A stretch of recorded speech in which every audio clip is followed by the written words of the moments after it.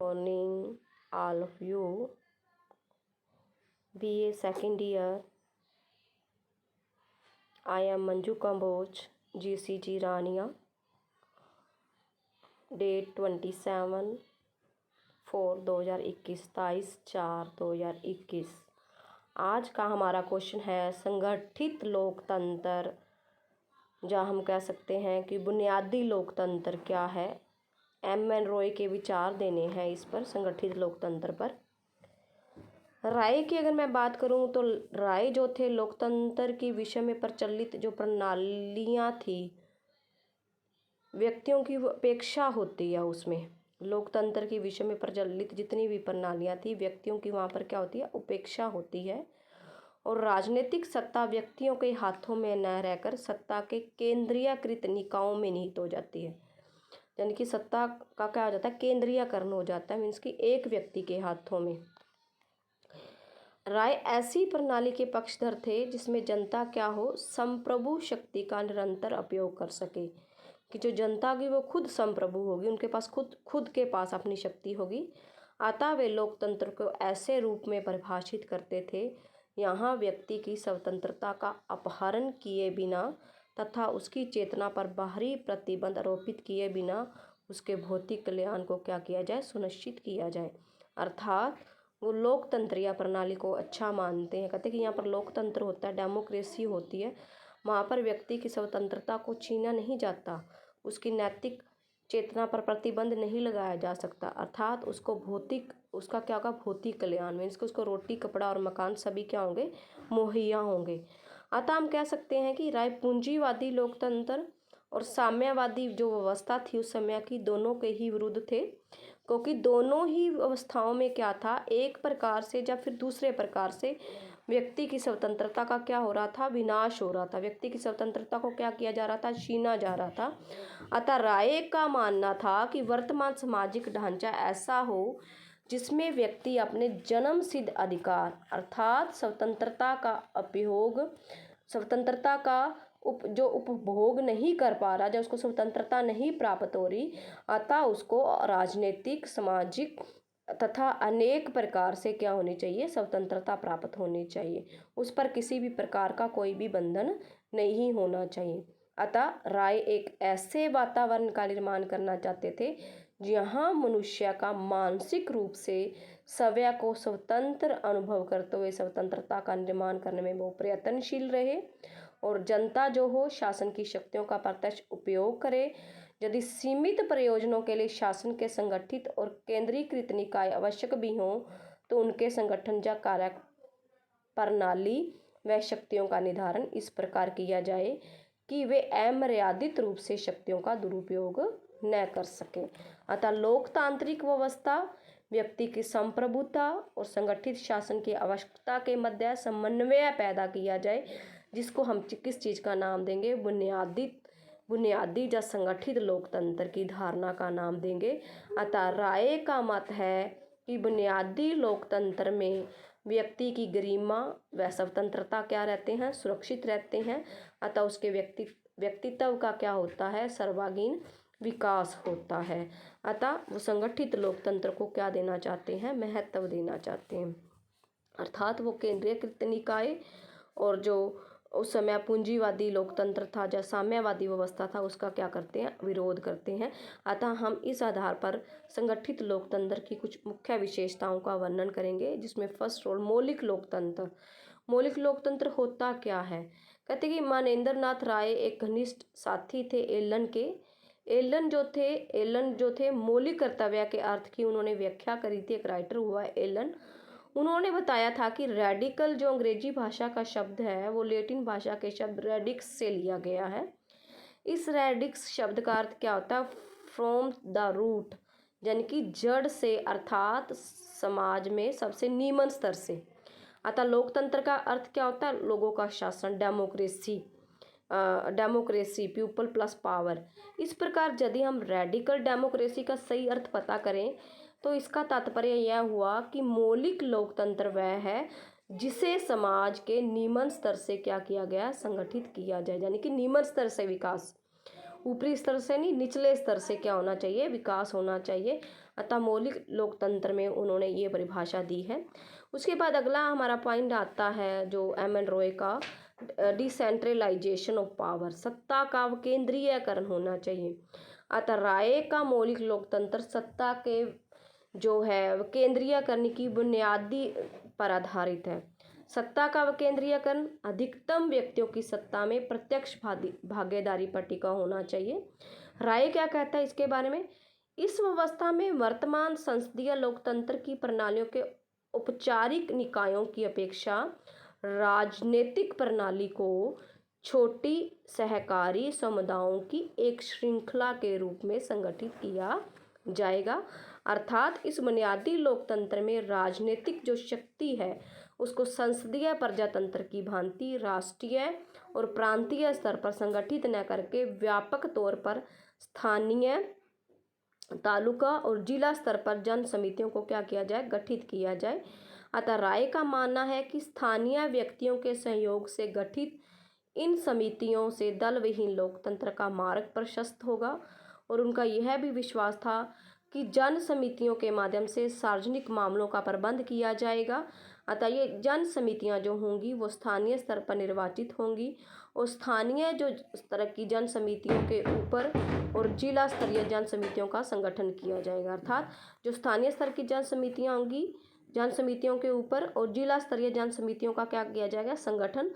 कुल मिलाकर राय द्वारा प्रस्तावित इस संगठित लोकतंत्र की व्यवस्था में व्यक्ति की संप्रभुता को क्या रखा जाएगा, सुरक्षित। व्यक्ति ही संप्रभु होगा क्योंकि व्यक्ति अपने कार्यों के लिए मूल्यतः राज्य या सरकार के प्रति उत्तरदायी होने की अपेक्षा अपने जागृत अंतकरण के प्रति क्या होने चाहिए, उत्तरदायी होने चाहिए। अतः हम कहते हैं कि यहाँ पर जो है वो दल विहीन लोकतंत्र की बात करता है, जन समितियों की बात करता है और जिला स्तरीय जन समितियों की बात करता है और व्यक्ति को संप्रभु बनाने का वो क्या था, पक्षधर था। उसके बाद अगला जो पॉइंट है, राजनीतिक दलों का उन्मूलन, अब्सेंस ऑफ पॉलिटिकल पार्टीज। राय ने संसदीय प्रजातंत्रों में विकृति के लिए किसी हद तक राजनीतिक दलों की सत्ता की तरफ अंधी दौड़ को उत्तरदायी माना है। राजनीतिक जो दल होते हैं वो उचित तरीके अपनाते हैं, अनुचित साधन अपनाते हैं। दलीय अनुशासन के चलते हुए कोई भी व्यक्ति निर्णायक दौर पर दलीय आदेश के विरुद्ध नहीं जा सकता, मीन्स कि किसी भी दल के विरुद्ध नहीं जा सकते। अतः राय इस तथ्य से परिचित भी थे कि संसदीय लोकतंत्र में दलों का होना जरूरी है, इसलिए दलों के विकल्प के रूप में उन्हें जन समितियों के गठन को क्या करना चाहिए, प्रस्तावित करना चाहिए। अतः राय ने अपने मौलिक लोकतंत्र की धारणा में इंजीनियर, अर्थशास्त्री, डॉक्टर, साहित्यकार, कानून विधिवेत्ता, इतिहासकार आदि के पेशेवर समूह का क्या रखा था, विचार रखा था, जो अच्छे शासन की व्यवस्था में क्या होते हैं, सहायक होते हैं। इसके साथ साथ उन्होंने विकेंद्रित राजनीतिक प्रणाली का संगठनात्मक ढांचा भी पेश किया, centralisation of political system structure उसका। राय ने संसदीय लोकतंत्र के विकल्प के रूप में जब अपने संगठित लोकतंत्र के विचार रखे थे कि संगठित लोकतंत्र क्या होना चाहिए, अतः उसने अपना एक नवीन राजनीतिक प्रणाली का संगठन या ढांचा भी प्रस्तुत किया।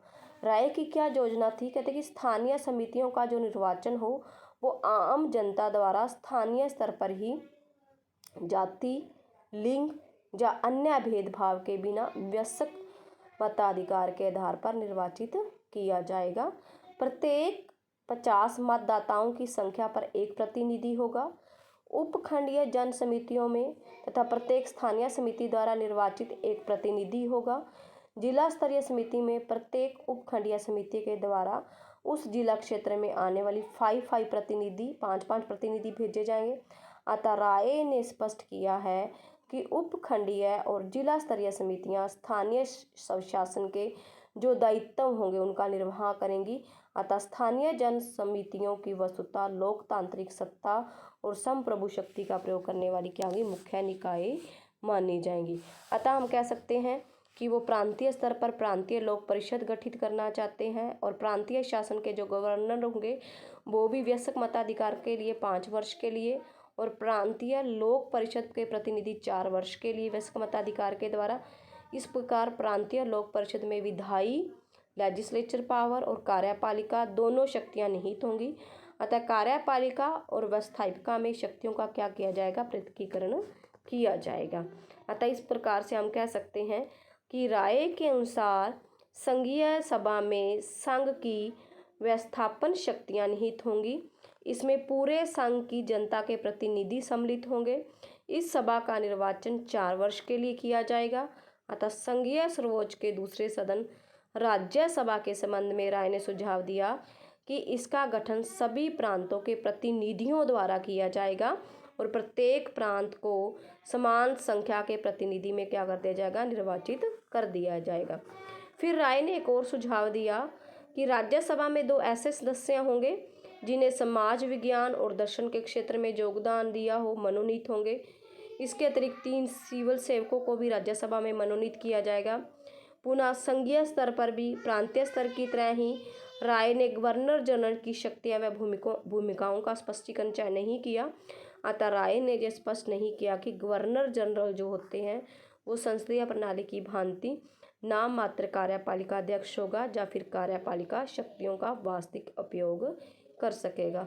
अतः इस प्रकार से हम कह सकते हैं कि उसने विकेंद्रित राजनीतिक प्रणाली का क्या किया, संगठनात्मक ढांचा जो है पेश किया है।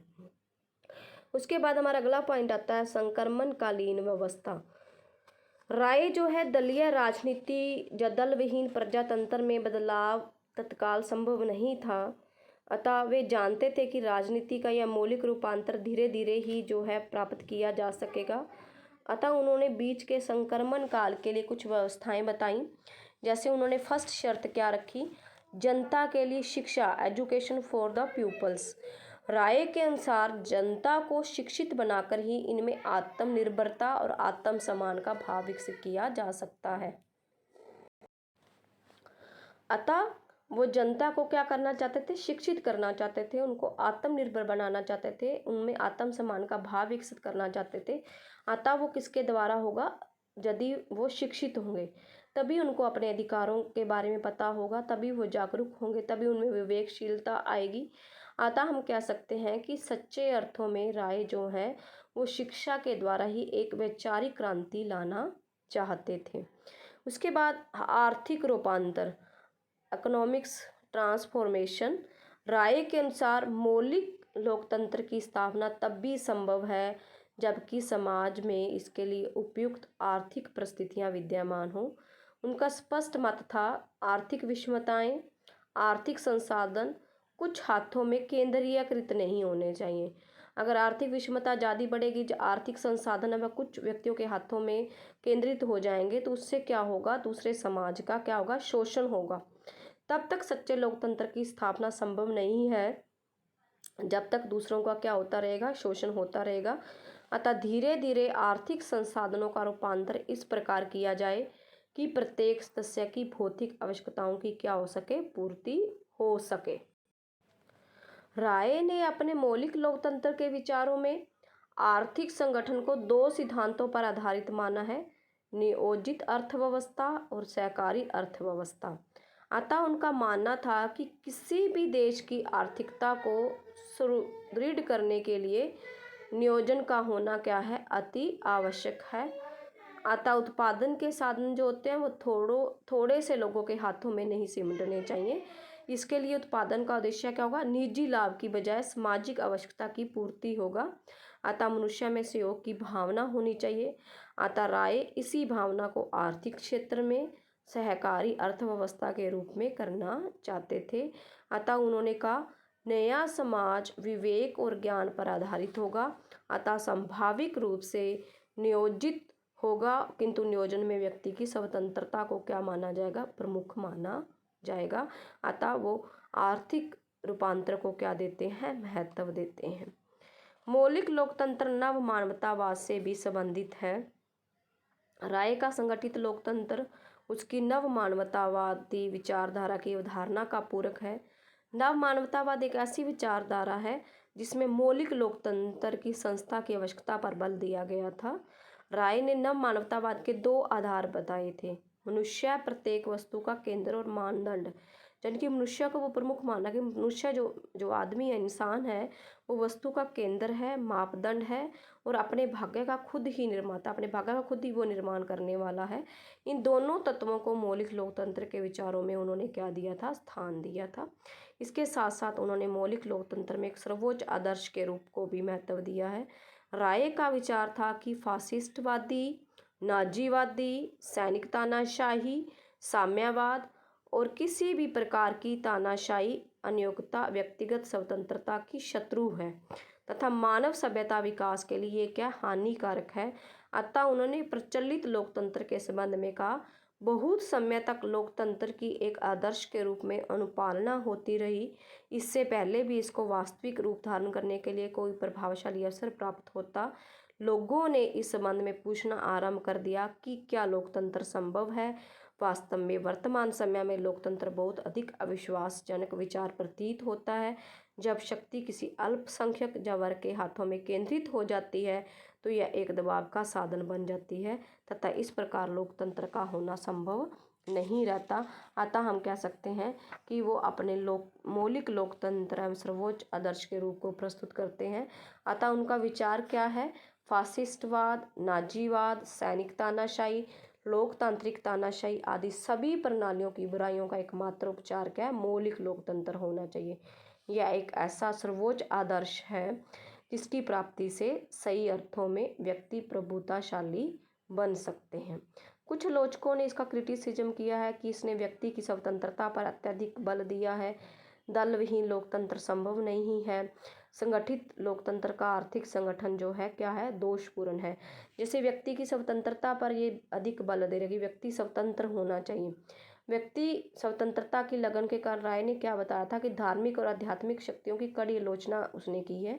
कुछ सीमा तक धर्म समाज में क्या करता है, अंधविश्वास पैदा करता है, किंतु यह समाज को एक सीमा तक संगठित करने में क्या अहम रहा है। इसके साथ साथ उसने दल विहीन लोकतंत्र की, बिना दलों के जो है लोकतंत्र या डेमोक्रेसी नहीं बनाई जा सकती, इस आधार पर भी आलोचकों ने इसका क्रिटिसिज्म किया। संगठित लोकतंत्र का आर्थिक संगठन की जो उसने बात करी है, कहते कि देश की अर्थव्यवस्था को सुदृढ़ बनाने के लिए नियोजन का होना अति आवश्यक है। परंतु राय जो है वो सहकारी अर्थव्यवस्था का सिद्धांत भारत जैसे देश में सफल हो पाएगा, इसमें संदेह है। सरकारी प्रबंध को चलाने के लिए उच्च रित्र के धनी व्यक्तियों की क्या होती है, आवश्यकता होती है। ऐसे लोगों की संख्या बहुत ही कम होती है। यह विचार रूप में तो शुद्ध है, किंतु इसे व्यवहारिक रूप देना क्या है, मुश्किल है। अतः हम कह सकते हैं कि उसका संगठित जो लोकतंत्र का जो विचार है वो भी क्या है, दोषपूर्ण है। अतः हम कह सकते हैं कि अगर उसके मौलिक नव मानवतावाद की बात करें या उसके मौलिक संगठित लोकतंत्र की बात करें तो वर्तमान में व्यक्ति के पास अधिकार है, फंडामेंटल राइट्स हैं, स्वतंत्रता है। जो उन विचारों की वो बात कर रहे हैं उनके विचार क्या है, आज के रूप में क्या है, सार्थक है। एक अच्छी डेमोक्रेसी, एक अच्छा प्रजातंत्र तभी बनाया जा सकता है जब व्यक्ति के पास अपने अधिकार होंगे, अपनी स्वतंत्रता होगी। अतः हम कह सकते हैं कि उनके जो विचार हैं आज के समय में क्या है, सार्थक है। आज के लिए इतना ही, धन्यवाद।